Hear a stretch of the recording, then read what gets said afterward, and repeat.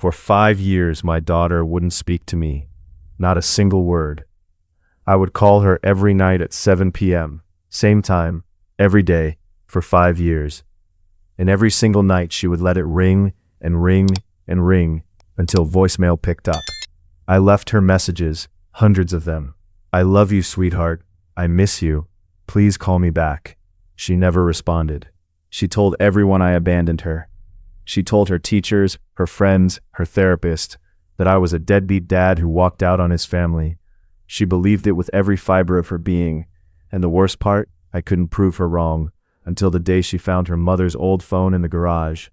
What she discovered on that phone, it shattered everything she thought she knew about me, and it exposed her mother for exactly who she really was. My name is David, and this is the story of how I lost my daughter, how I almost lost my mind, and how the truth finally set us both free. When my daughter Emily was born, I swore I would never leave her side. I was there for her first steps. I was there when she said, "Daddy," for the first time. I was there for every school play, every parent-teacher conference, every nightmare in the middle of the night. She was my entire world, and I thought we were happy. I thought my marriage to Sarah was solid. We had our issues, sure. Who doesn't? But I genuinely believed we were a team. We had a beautiful home in the suburbs, a white picket fence, the whole American dream. Emily was 8 years old when everything fell apart. Sarah filed for divorce out of nowhere. I was blindsided. She told me she wasn't happy, that she'd fallen out of love, that she needed space. I begged her to go to counseling. I begged her to give us another chance. She refused. She wanted out. And in the state we lived in, that was her right. No-fault divorce. I couldn't stop it. But I fought for custody. I wanted 50-50. I wanted to be in Emily's life the way I always had been. Sarah fought me every step of the way.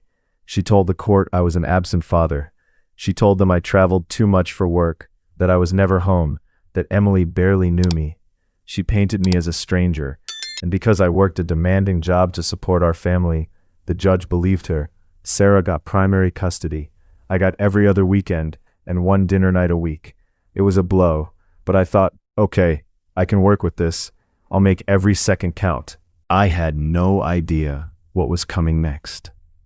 The first few months after the divorce were hard, but I still saw Emily regularly. She was confused, sad, but she still wanted to see me. She still ran into my arms when I picked her up. She still told me she loved me. But then things started to change. Slowly at first, so slowly I almost didn't notice. She started canceling our dinner nights.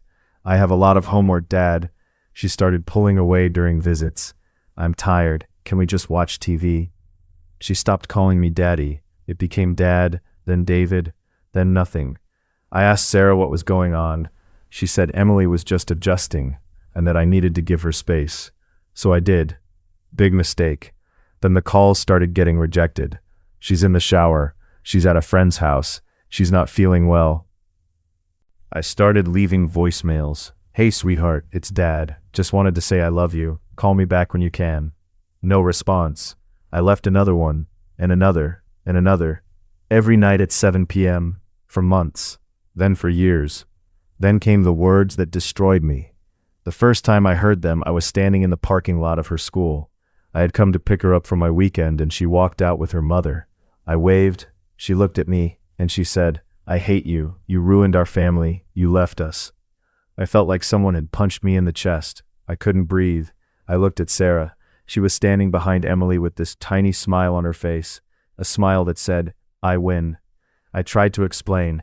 "Emily, I didn't leave. I wanted to stay." I begged your mother to. She cut me off. "Stop lying. Mom told me everything. Just leave me alone." And she walked away. That was the first time, but it wasn't the last. I tried everything. I sent her letters. I sent her gifts. I showed up at her school plays and sat in the back row so she wouldn't feel pressured. I offered Sarah more child support, double, triple, if she would let me have more time with Emily. Sarah said no. She told me Emily didn't want to see me and that I was traumatizing her by pushing.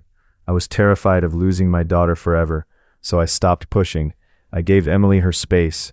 I thought if I just waited, she would come around. She was just a kid. She'd figure it out eventually. I was wrong. The more I pulled back, the more Sarah filled Emily's head with poison. Emily started telling people I abandoned her.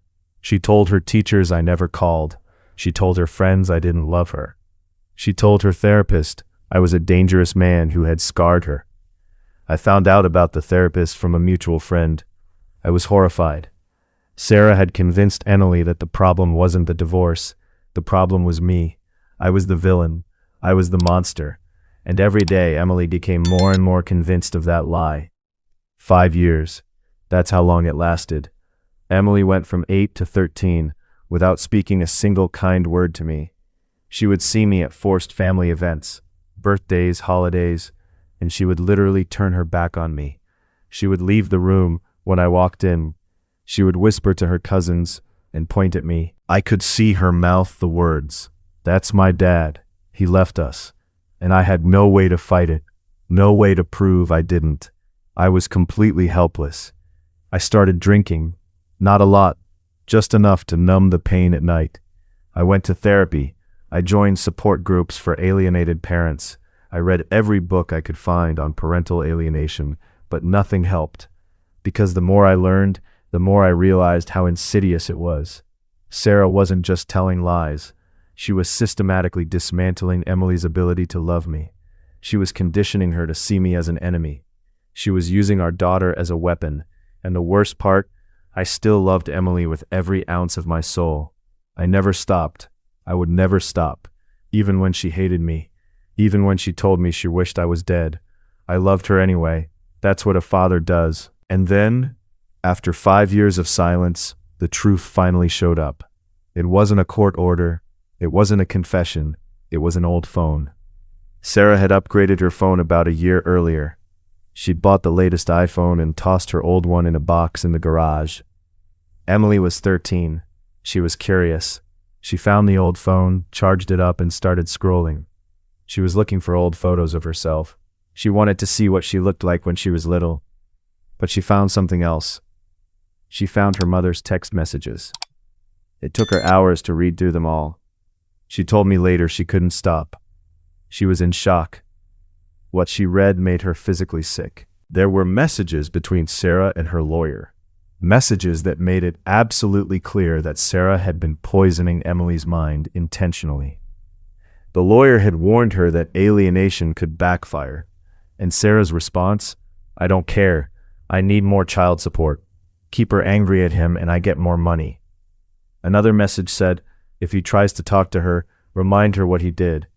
She was referring to the divorce, not abuse. She was manipulating Emily into believing I had done something unforgivable, when all I did was try to save my marriage. There was another message where Sarah told her friend, "Don't let her see his calls. She'll cave. If she hears his voice, she'll remember she loves him. I can't have that." And another, "I need to keep her convinced he's the enemy. It's the only way I keep control." Emily read every single one, and with every message, her entire world shattered. Emily called me that night. I was sitting in my apartment, staring at the wall like I had for 5 years. My phone rang. It was 10 p.m. I looked at the caller ID. It was Sarah's number. I almost didn't answer. I thought she was calling to hurt me again. But I answered, and on the other end of the line, I heard sobbing. It was Emily. She couldn't even form words. She just kept saying, "Dad, Dad, I'm so sorry." I couldn't believe it. I thought I was dreaming. She told me she'd found the phone. She told me she'd read everything. She told me she knew. She knew the truth. She knew I never left her. She knew her mother had lied. She knew I had called every night for 5 years. She knew I never stopped loving her. And she was broken. She was completely, utterly broken. We talked for hours that night. She was 13 years old, and she had just discovered that her entire childhood had been a carefully constructed lie. I told her I loved her. I told her I never blamed her. I told her I would always, always be her father. And then she asked me the question that broke me. She said, "Dad, why didn't you fight harder for me?" She asked me why I didn't fight harder. And I had to be honest with her. Because I was afraid of losing you completely. I didn't know how. I didn't know what to do. I thought if I gave you space, you'd come back. I was wrong. I was so wrong. And she said something I will never forget. She said, Mom told me you didn't want me. She told me you chose work over me. She told me you didn't love me enough to stay. And I believed her. I believed every word, and I hated you for it. But I never stopped loving you. I didn't know how to stop. I just forgot how to show it. And we both just sat there on the phone, crying together. For the first time in 5 years, we were talking, really talking. And it was the most beautiful, painful, healing moment of my entire life. Emily didn't wait long to confront Sarah. The next day, she walked into the kitchen and placed that old phone on the table. She said, I found this in the garage. I read everything. I know what you did. Sarah's face went white. She tried to lie. She tried to say the messages were taken out of context. But Emily wasn't buying it. She was 13 years old, but she was done being manipulated. She said, You told me Dad abandoned me. You told me he didn't love me. You made me hate him for years, and I believed every lie. Why, Mom? Why would you do that? Sarah broke down. She started crying, begging Emily to forgive her. She tried to blame me.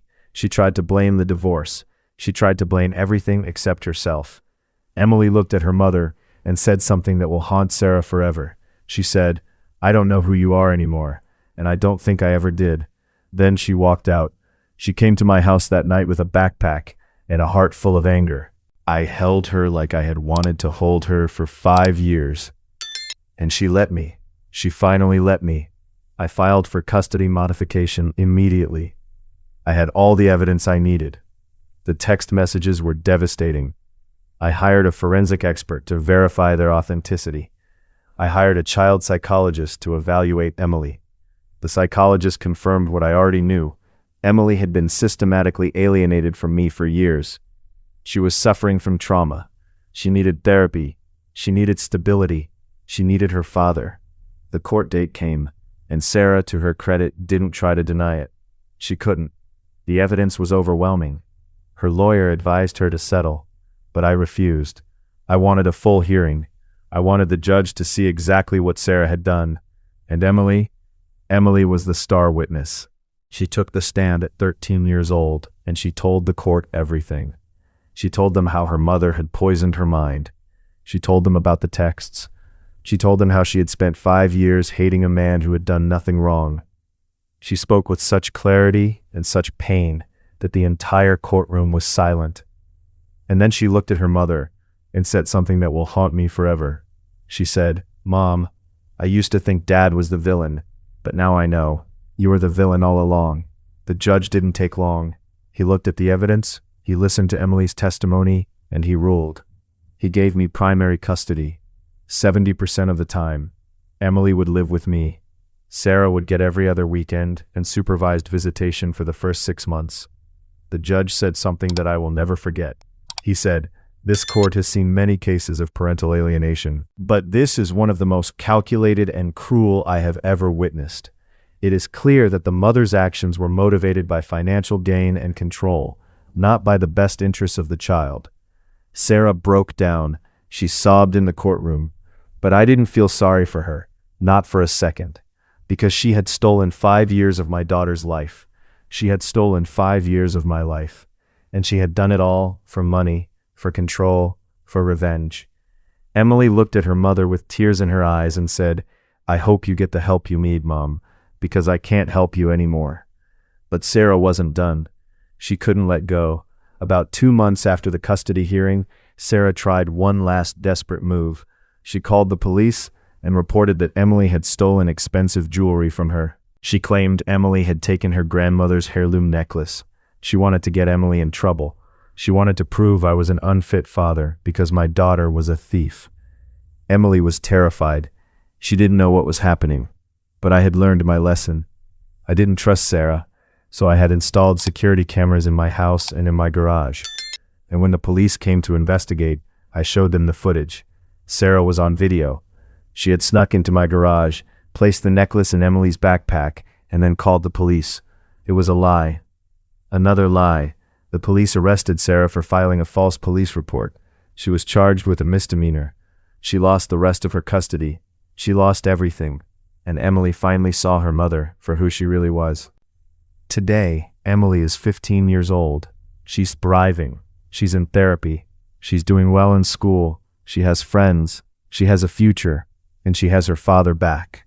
We talk every day. We laugh every day. We hug every day. The years we lost, I can't get them back, but I can make every moment from now on count. Emily still struggles sometimes. She has moments where she's angry. She has moments where she's sad. She has moments where she misses her mother. That's normal. That's okay. I don't push her. I don't pressure her. I just love her, unconditionally, the way I always have. And slowly, day by day, we're healing. If you're a father watching this right now, and you're in the middle of a custody battle, or you're being alienated from your children, I want you to hear me clearly. Don't give up. Don't ever give up. The system is broken. It's stacked against fathers. It's easier for a mother to lie than for a father to defend himself. But the truth will always come out. It might take years. It might cost you everything. But the truth will come out. Document everything. Save every text. Record every conversation. Keep every email. Build your case. And never ever stop fighting for your children. Because they need you, even when they're angry, even when they push you away, even when they say they hate you. They need you. They just don't know how to show it yet. If this story resonated with you, if it made you feel something, please hit the like button. It helps more parents like us find these videos. Share this in the comments below. Tell me your story. Every voice matters. And subscribe to Dad's Powerful Revenge. I'm fighting for fathers. I'm fighting for the truth. And I'll see you in the next one. Stay powerful, stay strong, and never stop loving your children, because they are the only things that really matter.